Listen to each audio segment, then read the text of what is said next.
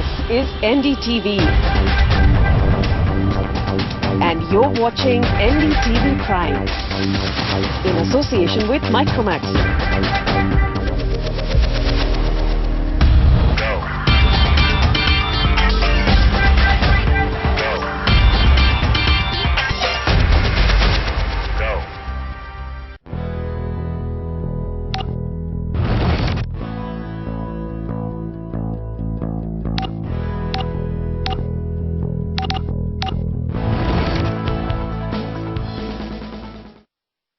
It's exam season once again. With the king of all management exams in India, CAT 2015 fast approaching, the pressure to get into a top college and score well is getting high. Hello and welcome. Today on the show we explore what makes an MBA a popular career choice and how you can get the best MBA education in India and abroad.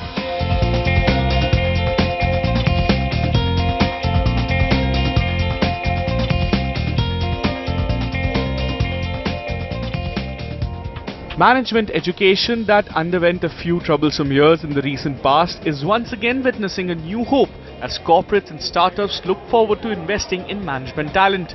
According to the Global Survey of Employers report, demand for business school graduates will see a strong upward trend in 2015, with 84% of companies worldwide planning to add new MBAs to their workforce. And while there has been a constant debate about the employability of MBA graduates in India and the return on investment after studying an MBA, experts still believe that the value of an MBA remains intact. Yeah, I think MBAs have always been popular. There will be waves of up and down in terms of applicants writing CAT and applying for admissions and so on.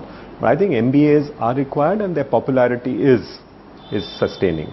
Whether this is the right time for someone to do an MBA really depends on where that person is in his career. But there's no right time and wrong time to do an MBA. Depending on where a guy is in his career, this is as good a time as any. Although several non-MBA and MBA equivalent study options such as postgraduate diploma in finance or postgraduate diploma in international business remain open for students, pursuing a full-time MBA program is still the popular choice.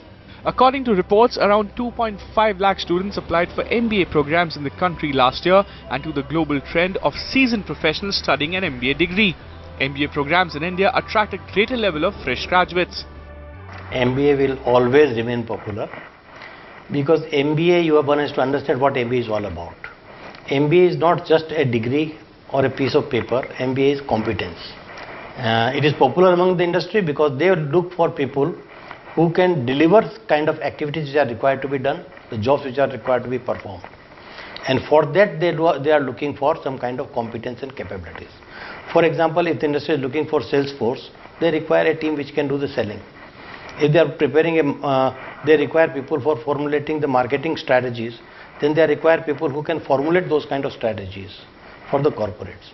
If they are looking for somebody who can raise funds, then require for those kind of capabilities. Another interesting trend seen across the country is the rising popularity of MBA among female students. Reports suggest that around 90.2% female candidates wish to take up MBA as their topmost career choice. I'd like to go for the MBA and it will be in marketing or PR or advertisement. I've worked in that field, so I'd like to continue. While reports suggest that MBA tops the postgraduate courses popularity chart, a specialization in finance, human resource, information technology and operations management are the most preferred specializations by students and industry alike. If you really look at, marketing is popular because no company would survive if it is not able to sell the product or service what it is producing. So marketing will ever remain popular. Finance will ever remain popular. Man management in any case is very, very important because every other function is performed by the HR, by the people. Operations again is very, very popular. Strategy is very, very popular. So the courses are popular and the companies know about it, that which kind of faculty which institution has and which kind of learning processes which institution has. So according to the institutions are chosen by the recruiters to visit. MBA programs can be of different types such as a 2-year degree program, a distance learning program or an accelerated MBA.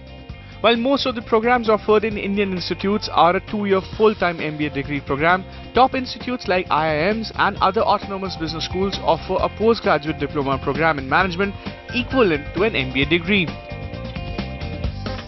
A typical MBA curriculum covers core business areas such as accounting, finance, marketing, among others, thus generating a certain level of mastery in business management. From corporate careers to entrepreneurship and founding startups, a degree MBA will open up numerous career opportunities for a graduate. With an unprecedented competition in the market today and the need of having skilled business professionals for managing business operations, career after an MBA will not just be promising but also rewarding. While starting up is one of the hot choices among graduates today, some other popular careers after MBA include business analysts, ERP consultants, HR manager and marketing professionals, among others.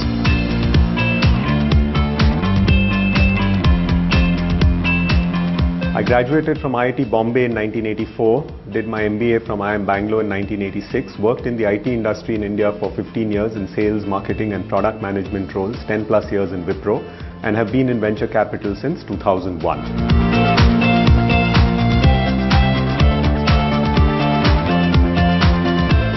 I did my MBA because after graduating or while I was in IIT, I realized engineering was not for me.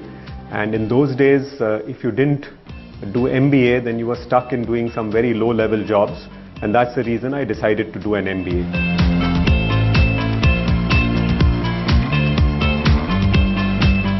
I did not follow the beaten path. In my times, FMCG and banks were the two most sought-after jobs. Since I was from IIT and I had done a technical education, I felt I should take a job in a company that had at least a little bit of technology to assuage my guilt.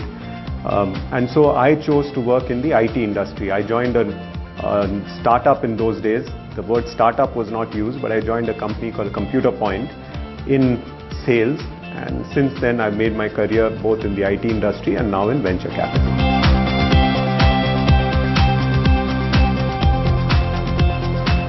I think career advancement is the key reason why most people do an MBA. It helps you get into different types of jobs, helps you advance in your career in a smooth manner, and in general broadens your perspective and opens up your mind in a way that technology education typically does not.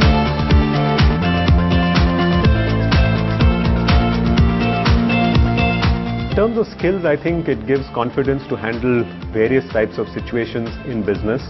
You get an overview of all the functions: finance, marketing, personnel, organization, behavior, production and so on. So the basic grounding of all business aspects is very strong.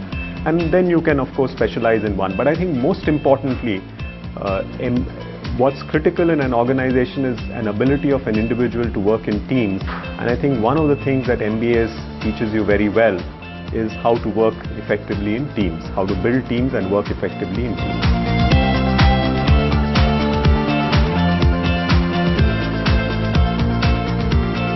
My sincere advice to people who listen to me is that don't pursue jobs that give you higher salary. That's a myth. Over a period of time, if you pursue just the highest salary job, you'll end up highly dissatisfied and frustrated in your career. Among the various MBA entrance exams conducted in India, CAT, with its core applicability at multiple MBA institutes across the country, is the most preferred entrance exam for an MBA program. CAT is designed in a way that a greater emphasis is laid on skills in quantitative data analysis, data interpretation abilities and language skills, among others. This time the change over in the pattern would be, the first section would be quantitative aptitude, 34 questions. Second section was DILR, 32 questions. And the last section, verbal ability, 34. But if you look at it closely, the pattern or the weightage for each section has remained the same. It is speculated that the examination will have a heavier bend towards application of concepts.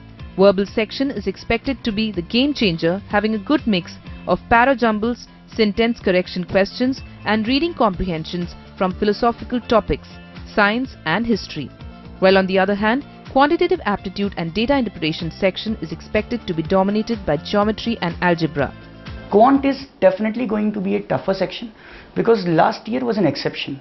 Quant was very easy last year, so this year this will definitely be on the tougher side. But the overall paper would be on tougher side because count number 1, we have 3 sections with times divided. So previously what students used to do was, let's say if I am a student who is stronger in quant, so I would finish my quant paper first, I would devote the rest of the time in the verbal area where I am weak in. But right now I will not be having that leeway to actually make things familiar for me, better for me. For students looking forward to exam options other than CAT, exams such as MAT, ATMA, IFT among many others are great options that will allow an applicability to multiple MBA institutes. The best strategy should be, I should tackle only the easier ones, let go of the rest. So easy questions, please try to solve them, try to avoid the difficult questions and all. That should be the best strategy, I feel. It's time for a short break. On the other side, we explore how you can get the best MBA education outside India.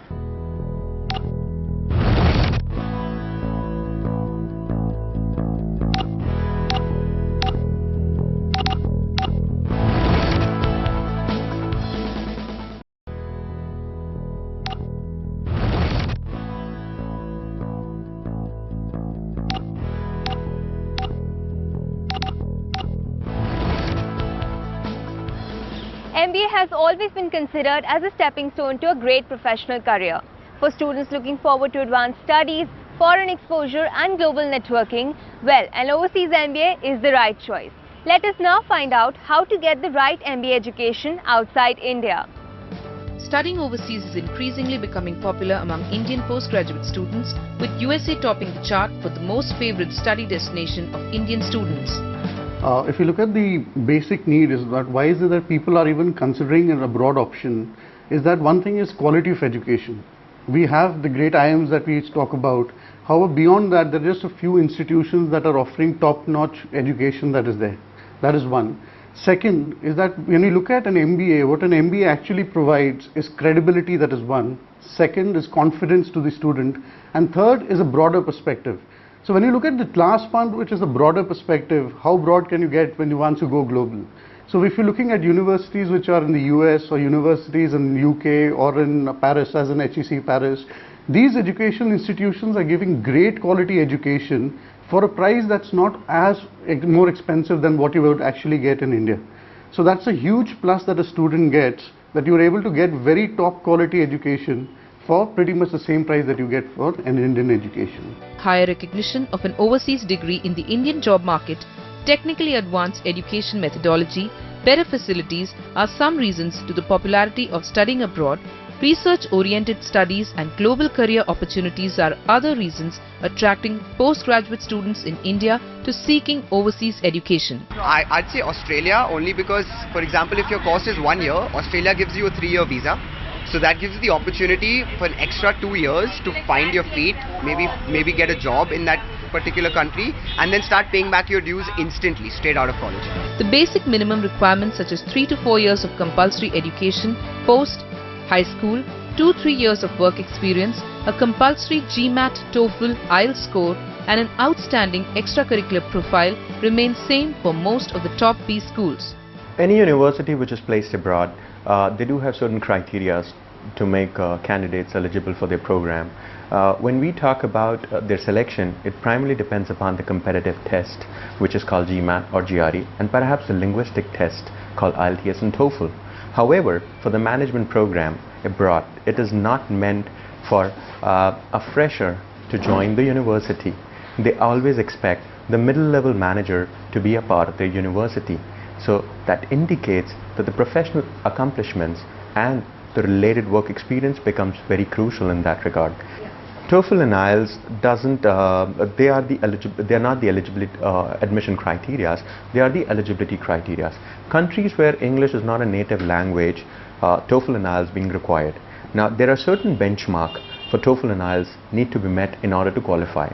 TOEFL is a computer-based test on the scale of 120. So 100 and 104 on the scale of 120 is the eligibility requirement. For the IELTS, it gauges student on the scale of bands. So 9 band is the maximum score and 7 and 7.5 is the requirement.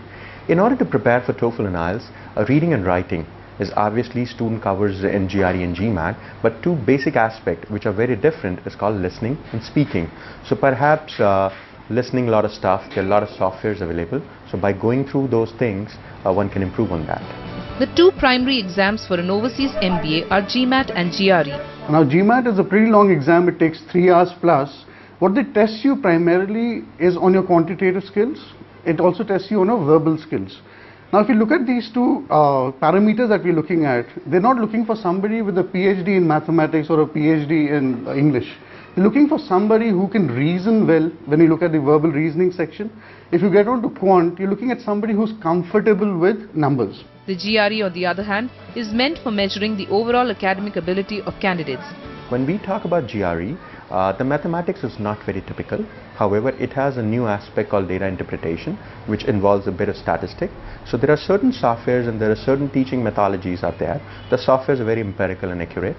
And when we talk about a verbal part, which becomes typical for the Indian applicants, then I would say they need to develop on two aspects. A, they need to inculcate a good reading skills, and secondly, they need to work on their vocabulary.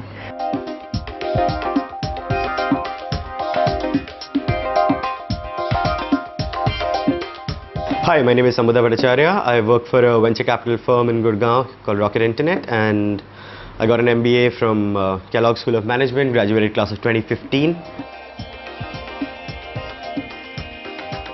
I really felt that I needed some sort of a global education to sort of top up my skills, and there's a certain age you can get an MBA. The kind of work ex I was at, the kind of places I wanted to go, I felt there were only like 3 or 4 business schools in the world that could get me there. So one of the reasons I wanted to pursue an MBA from a top American business school is just the wholeheartedness, the wholesome package of a global exposure, being the ability to be in classroom with 50 people from 50 other countries who've done, someone's done venture capital in California, someone's done consulting in Africa, someone's done entrepreneurship in Thailand, and just the ability to learn from those peers.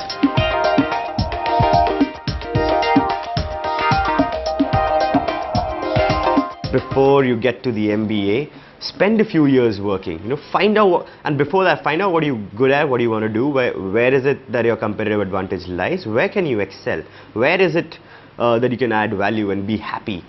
And I think those few years are very, very critical. I invested 7 years before going, in my work experience, before going to a business school, and I think that gave me the clarity that this is what I want to do in life. And I gradually stepped up and made the right sort of moves in terms of my career to sort of further my conviction of getting an MBA, and be like, it's not just about getting into a B school, it's about getting out with what what can you land. To get a better understanding of what an MBA really is, we are here at MDI and have a couple of students with us who will share their experience. So why do you think you really got into an MBA? Why do you think there is a need to study an MBA? Well, in today's time, everybody wants to move ahead and do career growth. There's an advancement that we want to do in our careers, and I believe an MBA really gives you that. Wherever you're standing, wherever you are in a company, or probably as a fresher, you get a real advancement, and that I believe is one of the prime reasons why I ended up in an MBA college. Can you tell us a bit about the kind of competition to get into the topmost colleges? So honestly, I believe that as a gentry, as an education system, we are kind of evolved in India. So in general also, the kind of competition to get into any place is a bit fierce, but I think for MBA basically you have to compete with people who are extrovert, who are good at analytical skills, and they go all out to get this one dream. As he said, it's kind of the way to the future. What is the kind of exposure that a student who is studying an MBA program gets? Currently I'm 6 months into my program, so the kind of things that I had in my mind before giving the CAT was like, totally it was mostly reliant on the placements and stuff like that. But after coming to MDI, it gave me huge exposure in terms of the guest lectures, and you have the top industry people coming and delivering guest lectures over here. And for example, recently we had a person from Competition Commission of India coming and giving a talk on the how CCI exactly functions. So that is something which the normal corporate life wouldn't be able to give it to you. So that is one thing that I take away from MBA. What do you think about the curriculum? Like how practically applicable do you think is an MBA curriculum when you step into the real job world or the corporate world? Again, the curriculum is really based on what the industry is looking forward from us. We've done our internships, and whatever we've learned over the past 1 year has really been applicable there. We've faced certain dilemmas which were taught, specifically the guest lecturers, those guys who do come to the college. They're giving us industry insights, and that really helps us brace forward for what is going to come. Right. actually I'd like to add to that. As a fresher, when you enter a course like this, you kind of don't have much of information as to how the industry works. But apart from the guest lectures and exposure, we have live projects which kind of take us to the industry. You put us for a short period of time in that environment, and they train us better as to how you would deal when you go for an internship for a 6 month, for a 6 month duration. You are trained into how you handle it, and then for the 2 months there is actual process of dealing with people and learning. So it's more of a, I would say it's a comprehensive curriculum with much of industry exposure real time also, and in form of guest lectures, and our faculties are also consultants at places, so they come up with their own solutions and ideas, and I think that is also kind of an addition to what we are learning apart from the books and the theory.